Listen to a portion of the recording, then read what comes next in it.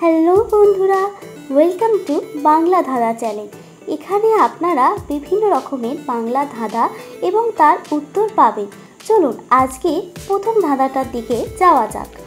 হাত নেই পা নেই তবু সে চলে, অনাহারে মরে মানুষ এর অভাব হলে। বলুন তো বন্ধুরা, এই ধাঁধাটার উত্তর কি হবে? ভাবুন ভাবুন, এখনো সময় আছে। কি বন্ধুরা পারলেন? উত্তর হলো টাকা।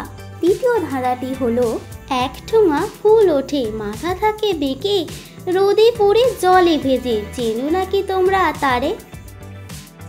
ভাবো ভাবো, এখনো সময় আছে। কি বন্ধুরা পারলে?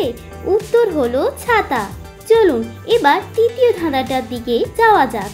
শীতকালে যার নেই কমান, গ্রীষ্মকালে পায় সে সুসম্মান। ভাবুন ভাবুন, এখনো সময় আছে। কি বন্ধুরা পারলেন? উত্তর হলো পাখা।